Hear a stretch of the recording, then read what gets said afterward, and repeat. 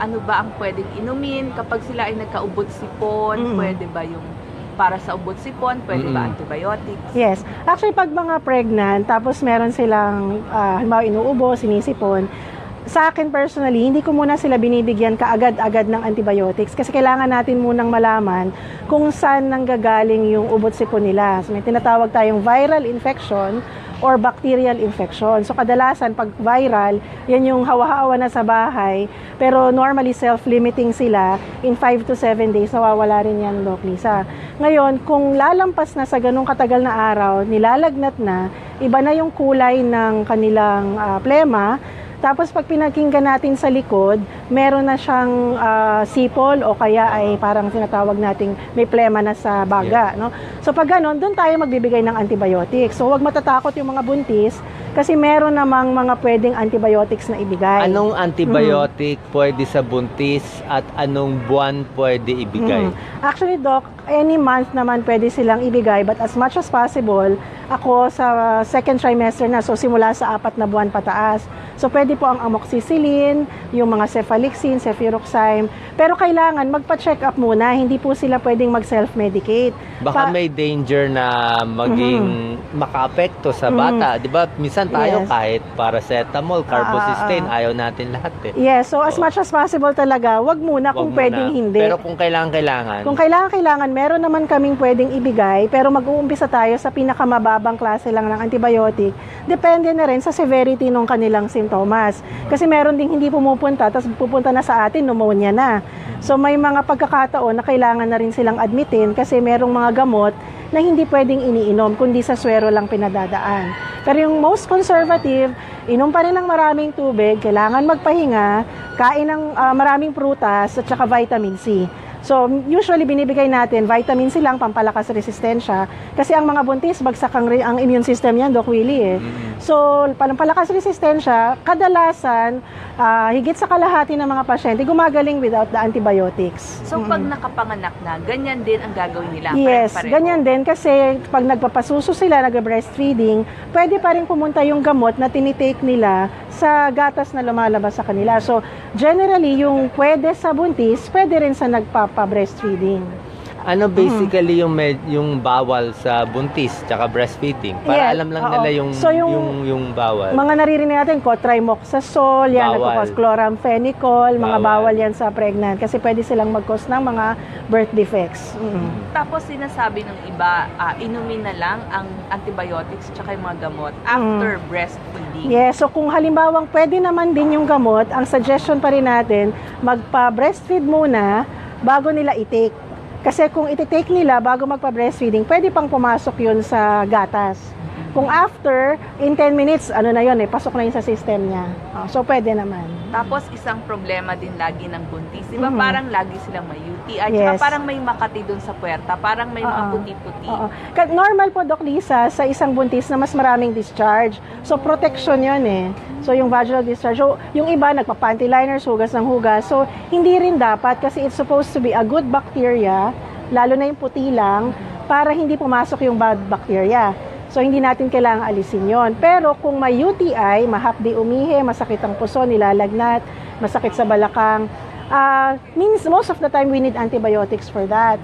Ngayon, pwede... Anong antibiotics gusto nila Opo, malaman? pwede tayong mag-macrodentin, cefalixin, cefuroxime. Yan po yung Para siya pinaka-common. sa vaginal discharge na Para may po infection? sa UTI, Doc. UTI. Para sa UTI. Yung Kung may vaginal UTI. discharge, kailangan muna nating alamin kung meron po talaga siyang bacteria bago natin i-treat yung particular. Nilinaw ka lang, Dr. Sharon Mendoza. Yung sinasabi mong normal vaginal discharge na Yes. maputi, pang buntis to, pang hindi buntis, kailan normal, kailan hindi Yes, so normal? pag buntis po, pwede silang magkaroon ng dilaw hanggang very light yellow. Dilaw, pwede pa rin normal. Very light yellow po, Light pwede pa yellow rin. lang, Hanggang medyo. puti. Pero kung dark yellow siya, tapos may amoy na wala siya noon, nung hindi siya buntis, Anong klaseng amoy? ano po siya, parang fishy odor. Medyo malansa yung pang-amoy niya. Pag malansa, Mukhang infection na yon. So, kahit meron na tayong amoy, may ibang kulay na siya, dark yellow, green, o kaya gray, kailangan pa rin nating testingin kung anong bacteria yung meron bago tayo magbigay kasi buntis. Hindi tayo Kadalasan pwedeng- ano yun? So, minsan, Ano yun? Fungal? Pag fungal Bacterial? kasi, Doc, kasi maraming klaseng infection. Pwedeng fungal, pwedeng bacterial, pwedeng parasite, pwedeng viral. Pag fungal na infection po, Ito, vaginal discharge. vaginal to. discharge Oo. po ito. Buntis o kahit hindi buntis, Yes, pwede silang oo. Para magkaroon. alam natin kung ano yun. Kasi marami ayaw magpa-check up Yes, so mahal kailangan mapacheck. Kaya tipid tayo dito sa live natin. Yes, so Oo. kung meron po kayong vaginal discharge na puti, tapos makate, parang buo-buo na lumalabas, yan po ay kadalasan fungal infection. Fungal. Yes, so yeast po ito or candida, yung ibang terminology natin. Anong gamutan? Suppository? Pwede tayo mag-suppository, Ano pinapasok, usually po mga clotrimoxazole, Na suppository? na suppository, mga antifungal. 7 days. 6 to 7 days, pwede na po yan i-insert Nakahiga habang nakalagay. habang nag-insert. Napakamahal lang nung suppository. Meron pong mga generic na antifungal, so pwede silang makatipid doon. So, ang susunod ay yung mga bacterial infection. Ito medyo marami. Kasi pwedeng bacterial vaginosis, pwedeng STD, trichomoniasis. Dito, pag bacterial na, Anong kulay? pwedeng Anong amoy? dilaw, pwedeng green, pwedeng amalansa, pwedeng gray. Gaano karami itong dilaw at green bago mo masabi, ay, bacterial na. Baka mamaya parang latak lang sa loob. Kahit konti po, pero iba sa dati, kailangan po munang ipacheck. So, usually, ang ginagawa natin either gram stain or pap smear. Ang result naman yan, 1 linggo lang. So, Mahal ba?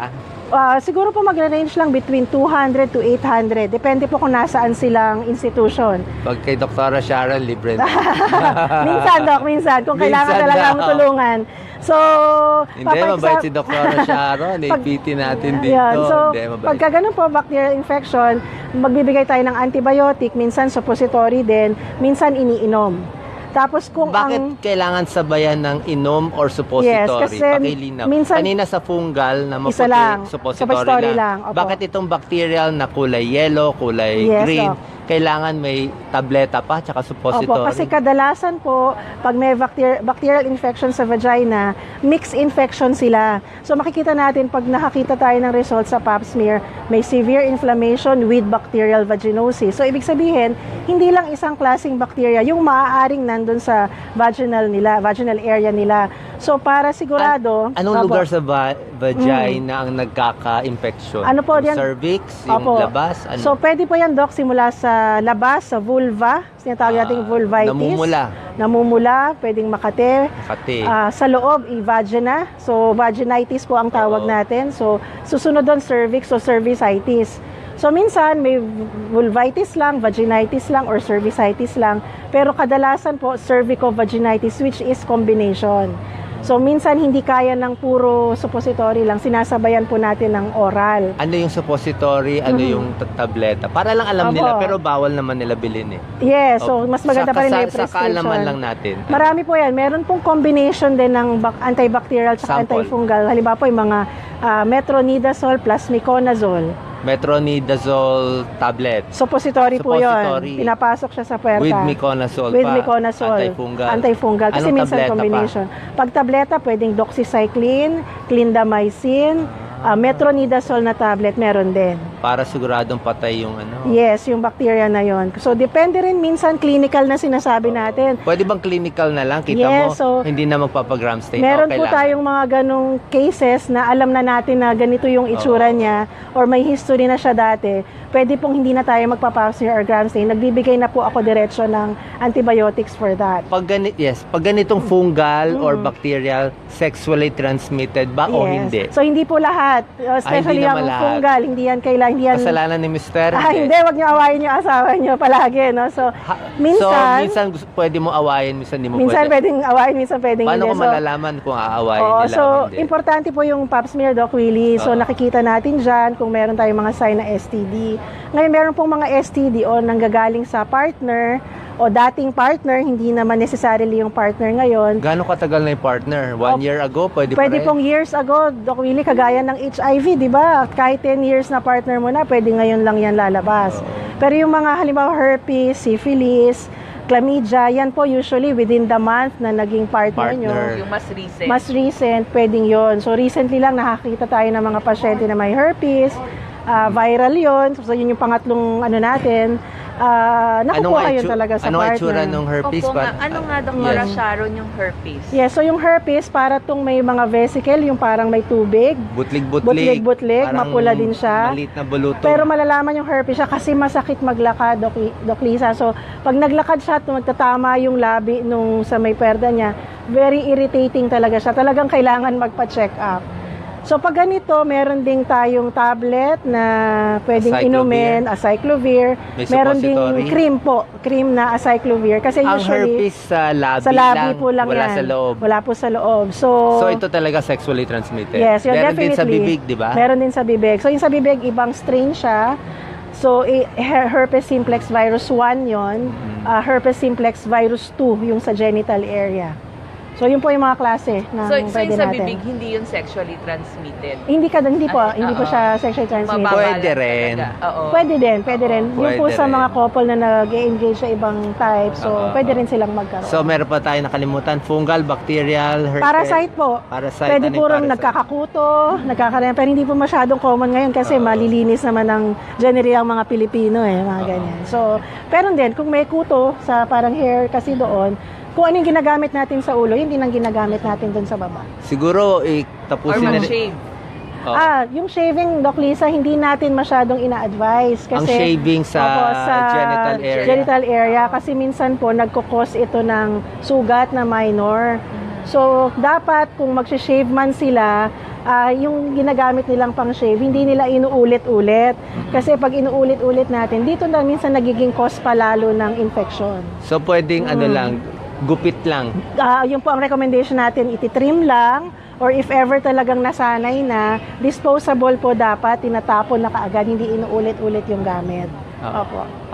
Siguro final tips on Yes. HPV, ano ba? Kasi connected na rin yun, di ba? Sa cervical cancer. Yes, Doc Willie. Oo. So, kahit ano pong genital discharge natin, mas maganda pong ipa-check up bago natin bigyan ng mga pangunang panglunas. Hindi po laging suka ang ginagamit. Suka. Usually, Doc Pwede ba Willie, suka? ginagamit yan, pupunta sa atin. Ang pinapang-wash nila, suka hanggang dun sa loob ng puwerta nila. Pwede na rin. So, Not advisable. Advisable po siya kung bacteria, kasi po ang bacteria ay basic. Kung bibigyan natin ng suka, Gano'ng karaming suka? parang usual wash lang yan, Doc. Kalahating Siguro sa suka, kalahating puti. tasa lang. Puti, dilaw. Puti po, tapos ihahalo sa tubig, pwede siya kung bacteria po yung infection niya. Pero kung fungal infection siya, tapos magsusuka pa siya, mas makakalala po. Kaya kailangan so nilang wala malaman bacterial. kung nasaan sila. Yes. So, generally, kailangan nilang ipa-check muna.